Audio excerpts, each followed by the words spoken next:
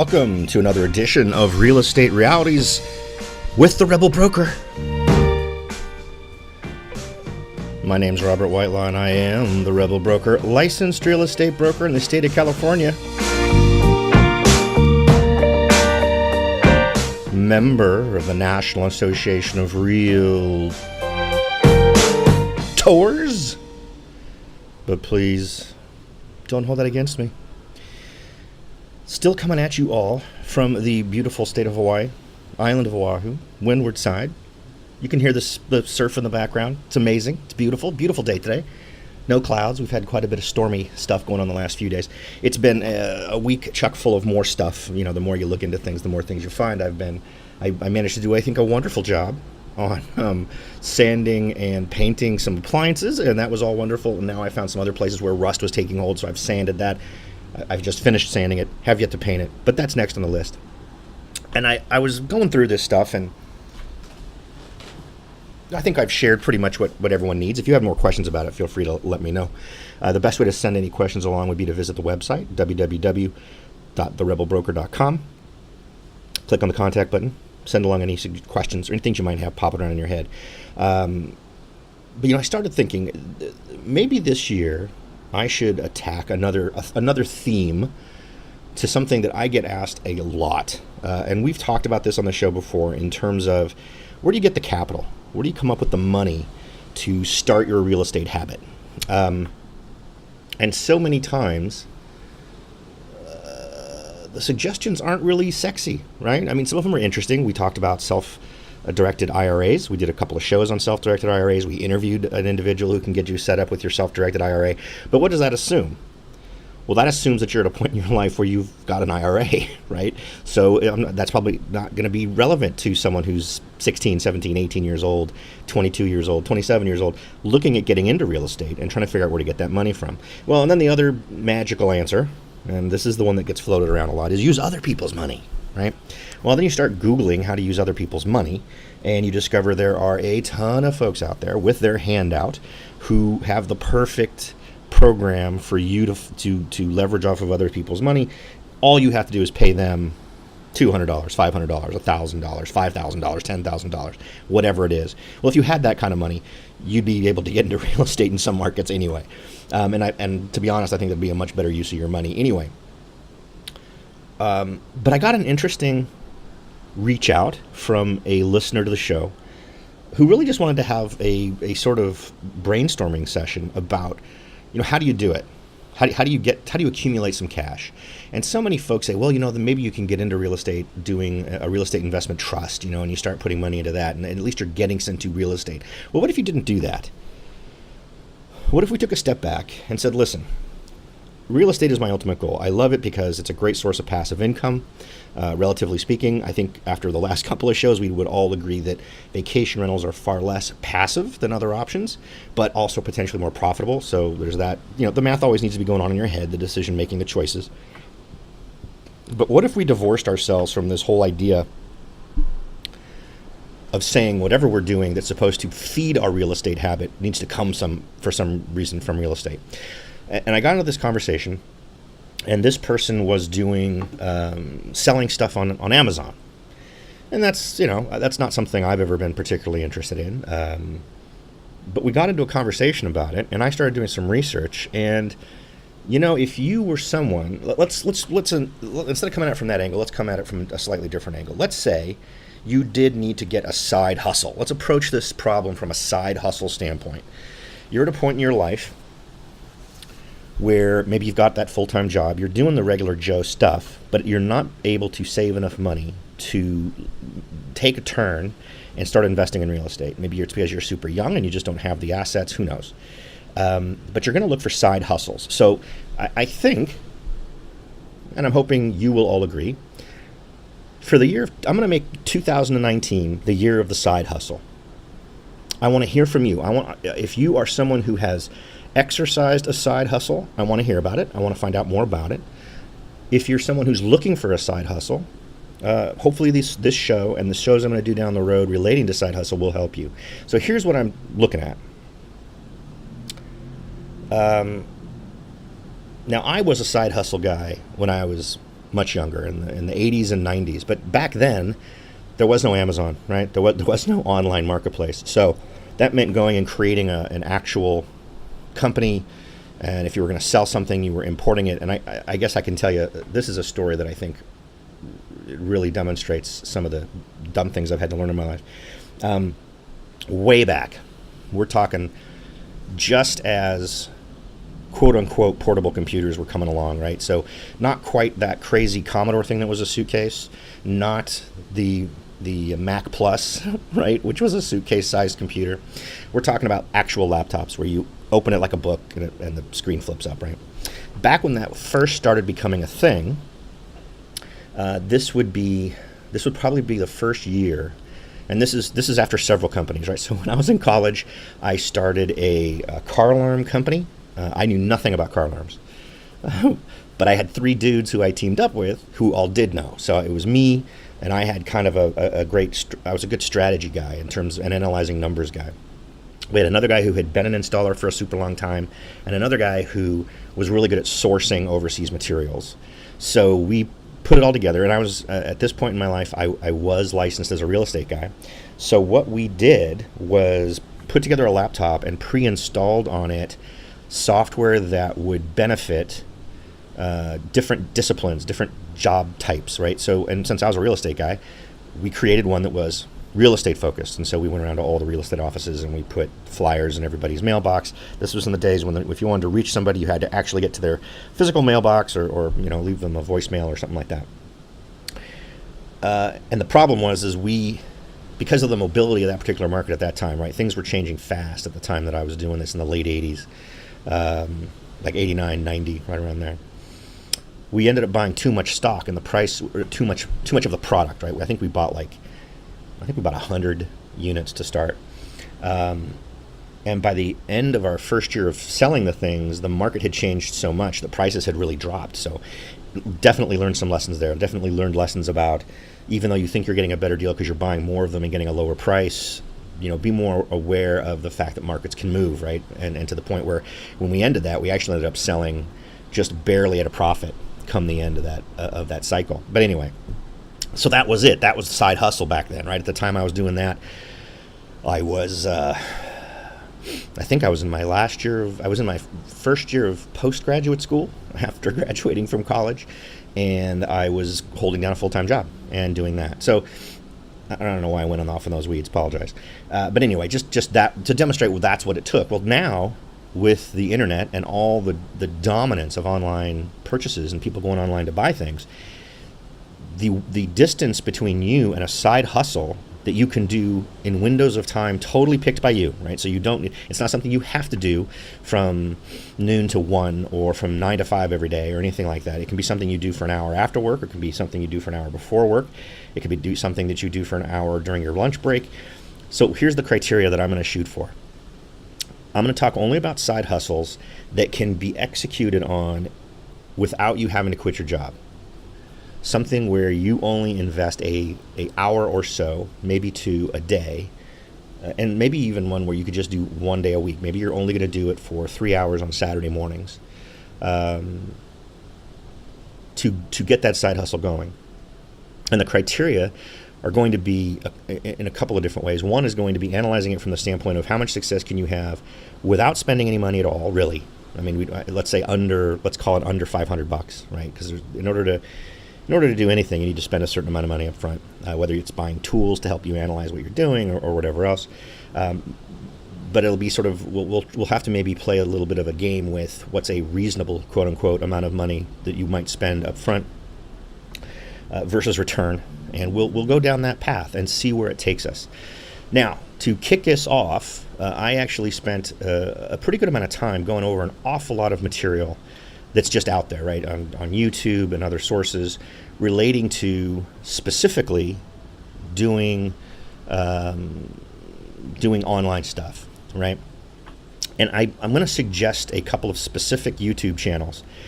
I'm not going to go out of my way to point out channels that you should absolutely avoid, with one possible exception. And there will be one exception. I'm going to suggest that you totally avoid the Alex Becker programs. Now, Anytime I specifically call somebody out on something as you should avoid this, I always get a lot of hate. Well, not always. Sometimes the majority of folks seem to agree with me. But here's where I'm going to come from. I'm not going to say that he has nothing to offer. His project and his products that he sells may be exceptional. I have never paid him for his stuff, but I have a rule, and that is if any time during the dating phase, right, and by that I mean someone's marketing to me, someone's trying to convince me to do something, if there is a lie in there anywhere, I turn and walk the other direction. The reason for that is tied directly to things we've already talked about here: the casual lie, the easy lie. As soon as you allow yourself the elbow room to willingly and with forethought tell a lie, it makes telling the next lie that much easier. It makes deception a easy to embrace part of what you do. So I'm not a fan of that. So as soon as I detect any of that in anything you're doing, I'm going to assume that I have not discovered 100% of the deception involved in what you do. I've just discovered one part of it. And the reason I do that is because most likely it's true. So that brings us to Alex Becker.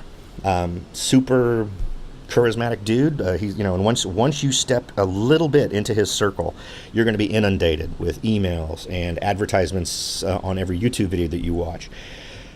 But here's the deal. So I went ahead and went to go view his quote-unquote live stream thing, his live pitch for what he does. And everything said, this is a live event, we're doing this live, and it was clearly not a live event.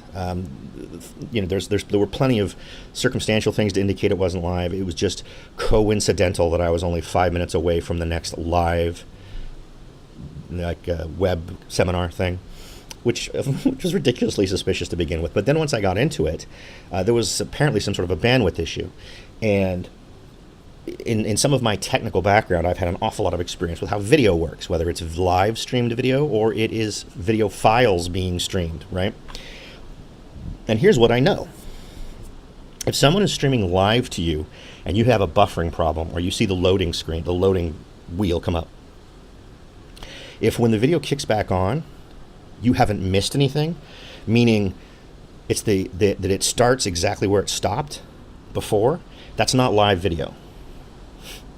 That is not live video. That is a recorded video that is buffering. It's like when you see something on Netflix that's buffering, right? It'll usually buffer for a second. It doesn't skip ahead during the time that it was buffering or that it was loading or that you had the wheel. It starts where it was, which makes sense because it's playing a file to you. So the file just sits there. The machine that you're on stops reading the file at that point and starts loading, and then continues playing from where it left off. Well, when it's live video, that's not the way it works. When it's live video, unless they're doing some elaborate buffering thing on their end, which nobody does, and I know for a fact the company that he works with, WebJam or whatever it's called, doesn't do that. Whenever his thing would load, it would start from where it left off. So it was pre-recorded. And of course, you can do one quick Google and discover, that there's plenty of folks out there pointing out that it's a complete load of crap that he's doing a live presentation. But they try to get you convinced that you're there, and the only reason that you're not seeing the chats from the other people is because it's private, etc. So huge lie, or at least a very, very bold in-your-face lie, and leaving me thinking, what else is there that I'm being lied to about? There's one other guy who kind of falls on the edge, who is clearly either the guy who inspired Alex Becker or he was inspired by Alex Becker, does the exact same kind of stuff. He seems a little bit more genuine, but listen to his thing and watch the whole thing through. At least on his thing, he doesn't lie to you and tell you this is live, right? When you click the thing to go ahead and participate in his online seminar, it gives you the option either here's when the next live one's going to be happening, or you can listen to this archived one, right? So I listened to his archived one, and for about 99% of it is pitch, and 1% of it might be a nugget of decent information. And that's not what you want. So I'm not going to steer you towards people who are either A, having any level of lying in what they're telling you, or B, are way more blow than they are go, right? Meaning there's a lot more hot air coming at you than there is any actual actionable intelligence. And the reason why is because they're not the only game in town. And this is just, I don't know how many hours I've put into this. I think I've done a couple of hours each day for the last 3 or 4. Sit down in between tasks and take a break and watch some of these videos. But there are absolutely some folks out there who are offering ridiculously awesome information relating to how to make this stuff happen. Now, there's a few things you're going to want to get straight in your head. There are 3 ways to approach online selling. There is retail arbitrage. The word arbitrage means to acquire something that you can then resell for a higher price. So there you go. That's retail arbitrage means you have gone to Home Depot, Walmart, Lowe's, Target, wherever, and you're using a little app that's on your phone that's free, that comes from Amazon Seller Central, and you scan it and you find out what people are selling it for, and you discover if you're allowed to sell it, if you're approved to sell that category of property or product. And if so, great. You take everything off the shelf and you put it in your basket and you move on and you find something else that fits the same bill, right? So that's retail arbitrage. Then there's online arbitrage, where you go to a bunch of different websites and find stuff that is in the same boat. That is, they're selling it in bulk for whatever reason. You think sites like Ebates, that type of stuff, or even Vipon, VIPON.com is another site, and that's one where you actually get a coupon. It's a discount coupon for products on Amazon. Now, I have already done this and purchased about 10 products that will be waiting for me when I get home from my vacation, and I'm going to go ahead and take this for a test drive and see how much money do I make. The initial investment was ridiculously small. I think I bought 10 products. I spent a grand total of, I don't think I spent more than $5 for anything, so we're probably talking $50, right in that ballpark. And I'm an Amazon Prime subscriber, so all the shipping is free. So there you go. So, and we'll see how much I make. $50 in, we'll see how much money comes back out the other side. So I'll be able to give you that feedback.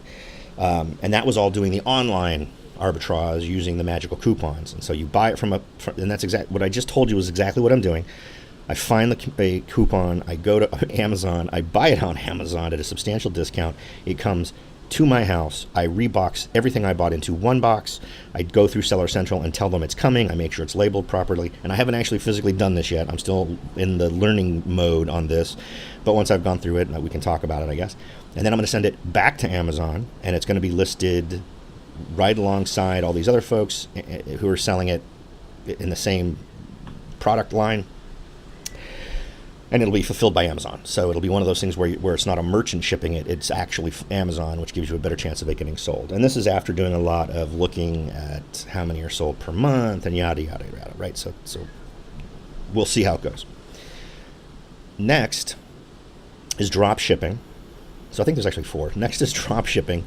And that's where you list a product for sale up on Amazon, and then someone orders it, and then you order it from your supplier to ship it directly to them. So you might be using Alibaba, AliExpress, whatever, which is a little bit of a negative, because most people gravitate towards things that can be shipped to them quickly. They like Amazon Prime stuff. I know I do. When I'm on Amazon and I'm doing a search for a product, I click that little button that says only show me Amazon Prime stuff, because I figure, hey, I'm paying for it. I want to take advantage of free shipping. So that's a little bit riskier, I think. I'm not sure drop shipping is wicked awesome, but it's something you can do, and it just means you need to calibrate your buyer to the fact that you're probably not going to see that for, 3 to 5 weeks, depending on how long it takes for it to get from wherever you're sourcing it from. Odds are it's coming from China, so you just need to keep that in mind. But if you have 0 money points, this could be a great way to get you started, because there's literally nothing that you're spending money on, because you're getting a sale before you even get the product, right? So that's another way to go. The 4th option is private labeling, which is super involved, and I don't necessarily think anyone should start with that. In my opinion, having someone who's done nothing yet, all I've done is buy a few things. I like it from the standpoint of when you sit down and do the math, it's clearly the most profitable. You're going to make the biggest amount of money. But like with most things that are more profitable, it's going to take more money and attention on the front end to make it work right, and throughout the whole process. The process from picking what the product is, tweaking the product to make it your own, branding it with your own brand, getting it to Amazon, going through the process of getting box art, promotional photos, then promoting it. There's a very long list, but there is an amazing video out there to give you all the information that you need to make it happen, and it's absolutely free. So let me suggest you do this. There are quite a few video folks out there that are offering an insane amount of knowledge for free. So let me go through. I think what I'll do is I'll also include links to some of these folks. If you want to get an amazing end-to-end rundown, I mean, this could be a class all by itself. It's a 47-minute video on YouTube, and it is ridiculous. Now, it's put out by a company that makes a tool that you can use if you want, but there is nothing in this video that is useless to you. Even if you choose not to use their tool, if you choose some other tool or not any tool and do it on your own, the information provided in this video is almost priceless in terms of how much it tells you. It's from the user Jungle Scout. Now, Jungle Scout also happens to be the maker of a tool that you can use to analyze stuff on Amazon, and that'll become more clear as you get into it. But the title of it is How to Sell on Amazon FBA for Beginners, the Complete Guide 2019. I will put a link to that in the description of today's show. I have yet to watch a video from that channel that isn't awesome in terms of just giving you tons and tons of information. If you want to do retail arbitrage, one of the folks that you're going to want to look at is a channel called Flipping Profits. Now, Flipping Profits is a husband and a wife couple with some kids, and this is pretty much what they do full time, and they do retail arbitrage sourcing all day. Again, free. They don't charge you anything. I think some of these folks may offer courses that you can pay for, but totally not a requirement. I have not paid for anything yet. I'm probably going to give Jungle Scout a try in terms of it's got a Chrome plugin that I can use that helps me analyze things while I'm actually on Amazon. They've also got a website that helps you do some product discovery, in other words, figuring out products you might want to try and sell. But for right now, I'm really trying to do this without spending a dime, because that's my goal. I want to walk through this process and see how much of a side hustle this is for someone who doesn't want to spend any money up front. Another channel that is kind of on the border is called FBA Couple. They also do some kind of strong pitching of a product that they offer in terms of courses, and that's fine, but there are some great nuggets in their videos that I think you're going to like. Another channel, AMZ Scout. Now, AMZ Scout is another software offering to help you find stuff to do on Amazon, but they also have some great videos in terms of figuring out how to find products, how to market them, all that other kind of wonderful stuff. What else? There was another guy who's a little bit nuts. Now, there's another dude who is a high school teacher in Southern California, and he has a class, and he's actually, I think his classes tend to be a little bit more reasonably priced than other folks' classes, but he offers an awful lot of free info. His name is Bill Stenzel, and his channel is called Bill Stenzel, and I think he's a great place to start. He's super enthusiastic. I wouldn't have minded having a teacher like that when I was in high school, but you're going to find that he's actually going to provide some pretty interesting nuggets. Okay, so in the show notes, go check out what I'm offering there. Check out those links. Go take a look at those. I'll see if I can't figure out a way to share a side hustle playlist on YouTube. So maybe you'll want to consume. You'll want to consume all this on YouTube, but you'll want to go find my YouTube channel, and I think what I'll do is probably create a playlist that includes an awful lot of these folks, and you're going to want to figure out where you feel like you sit in terms of your willingness. Now, obviously, if you're going to do retail arbitrage or you're going to do online arbitrage, that involves you spending money up front, right? Because you're buying the products that you're then going to have shipped to you that you're going to buy and then bring to your home, that you're then going to ship to Amazon to get added to their list of things to sell. The only option that lets you go in there with zero money up front is going to be drop shipping. There are drop shipping folks on YouTube. There seems to be a pretty big argument as to whether or not drop shipping is dead or alive. That's all fine. But it seems like you could make it work. Probably just the pace and amount of money that you're making would be limited by that. But if you're looking at something that's going to be a zero impact to you in terms of costing you a lot of money up front, definitely a way to go. If you are sort of on the fence, meaning you have some financial resources, you have a little bit of extra money that you can use to kick this off, I think probably the lowest stress way to go is going to be trying to online do this, get products that you can find online, going to a bunch of different retail websites, finding where the best deals are, and using the tools that are available to figure out how much below the price these are being offered and whether or not it's worth it. And I'll be happy to then share with you things I've come up with as lists of things that I don't want to do, or the list of things to as sort of a checklist of what to do as I'm looking for things. So as my first gift in terms of what I've learned, I've actually done a couple of interesting sessions where I've taken notes on some videos, and what I might do is put those into a document and make those available for download for you. I don't want to take away from, the only reason I would do that is that the folks who made them didn't create an outline. They're the ones from Jungle Scout that I think is particularly amazing. It has a fully sort of annotated table of contents in its show notes where you can go to the specific areas, which is awesome. But I took some pretty detailed notes, so I might put those into a format you can use. But let me go with a list that I have sort of accumulated from a lot of views of a lot of different videos. And what I would suggest is you start listening to these things, and what you'll find is even the ones that are 80% pitch, right? You'll find that in that 20%, you might just get a nugget of knowledge that you can then drop into your toolbox that you can use to move forward with this. So let me give you what I've got so far. Now, the sales rank of any product you pick should be at 100K or lower in its primary area. Some will say 100K, some will say 150K. I think anything under 150K is probably reasonable. Prime products are preferred. What I would say is that's sort of the strategy I'm sort of working from here is, how can I leverage off of an existing product in a way that my edition of it will sell first? Because remember, there's going to be multiple sellers of the same thing on Amazon. So how do you be the one that is in the buy box? You get into the buy box by having the greatest number of sales or actually offering it at the lowest price, that type of stuff.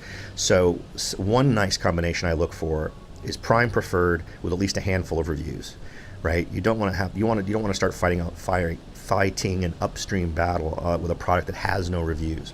However, if I find a product that doesn't have a Prime seller but does have a handful of reviews, I will jump on that in a heartbeat and get that exact product, because I'm going to do FBA, and by doing FBA, fulfilled by Amazon, that's what FBA stands for, meaning Amazon takes care of shipping it.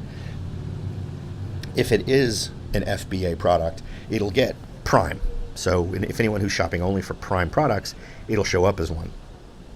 So I think that's an interesting combination I'm trying to find. Average review, typically of 3 stars or better, is kind of what I'm looking for. If acquisition price is low enough, risk may be acceptable to ignore some of those items if the return is decent.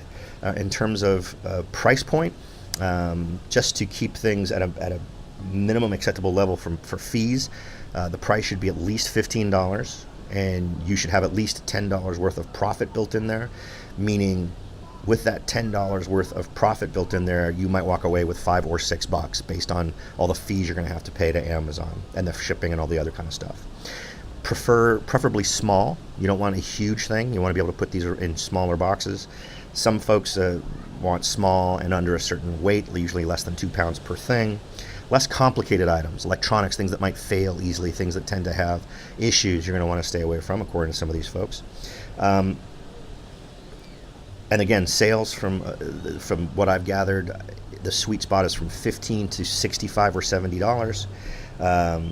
Items that sell at least, and this is weird. This is what I've seen different. I've seen them say anything from 30 items to a month to 300 items for a month. I think the idea of I think that would depend on the level of competition, right? So if you've got something that's selling at a certain level and it's doing exceptionally well, then it's worth it, right? As long as you're seeing enough sales per month and a not crowded enough number of sellers, then it can absolutely be worth that to you. Next, one online person suggests that home and kitchen office products are a better category. I'm not sure if you'd limit it just to that. Now, in terms of free resources, there is a extension you can install into Chrome called Keepa, Keepa. Go ahead and install that. It's absolutely free. And then when you go to the details page of any product, it's going to show you a ton of history relating to that product. For instance, I'm actually looking at it right now, and it shows the number of sales of the thing new, when there were lightning deals. You can look for the last month, 3 months, year, or all 390 days. So for this particular seller, they've been selling it for 390 days, and I'm seeing, in this particular example, an average price over the last year of about $17. Right now it's under that, at $15.99, but it's consistent enough and relatively flat enough with a few bizarre downturns in terms of price that it doesn't scare me, but it gives you a good way to look back at the performance of the product. In terms of other tools, there's stuff called Viral Launch, which is a little bit on the pricey side, but man, does it look like an awesome suite of tools. There is Keepa, which I just mentioned. There is Jungle Scout, and there is AMZ Scout Pro. AMZ Scout Pro actually has a trial period that you can use for.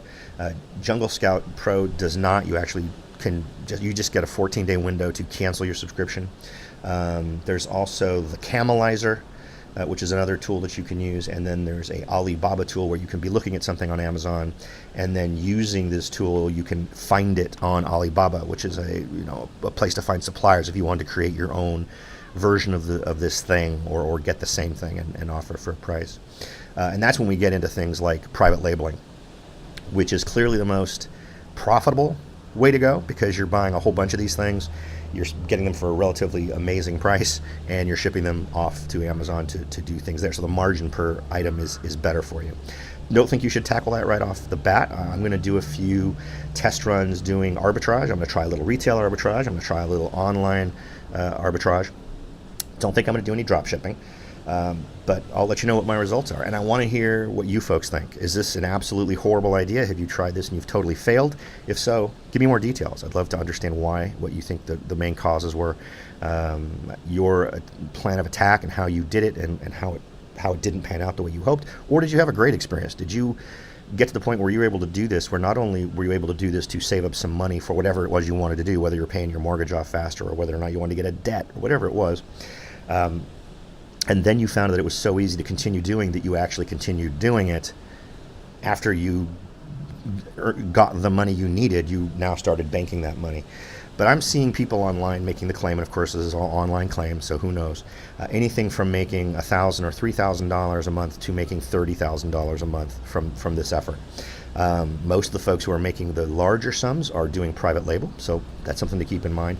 But for most of you, if you were to go into this and start making, let's go with the lower end, let's say $2,000 a month, if you bargained with yourself, I'm going to save every penny that I make from this, that means that come the end of the year, you've got $24,000 to put down on a property. That's not bad. In a lot of markets, that is well over 20%, and a perfect first step for you to start getting into purchasing using your own money. You're not using other people's money. You're not bringing on partners. And I think it's an option for you if you are someone who is struggling for ways to not have to make a big change in what you do for a living right at the moment, for whatever reason, whether you really have to keep that insurance or you're just making it paycheck to paycheck, but you need a way to make more money. I want to hear about side hustles, and hopefully maybe you can contribute to your options in terms of available side hustles. Okay, folks, that's about it from Paradise. I hope this is an interesting topic for a lot of you. It is absolutely the number one thing I get asked. And for a long time, I've really not had a great answer. It's been answers for folks who really are a little bit more financially established. And I don't want to throw something at you where you're expected to drop $200 to $5,000 on the quote-unquote training or solution to make it happen. I want this to be something that you can do, and any money you spend is actually funding the actual work, not learning how to do it. Because if you're patient enough, there's plenty of data out there for you to do it. So hopefully this will achieve the show's goal of leaving more knowledge on the table than you invested in time. And hopefully we've done that today. Thanks again for listening. I'll talk to y'all next time.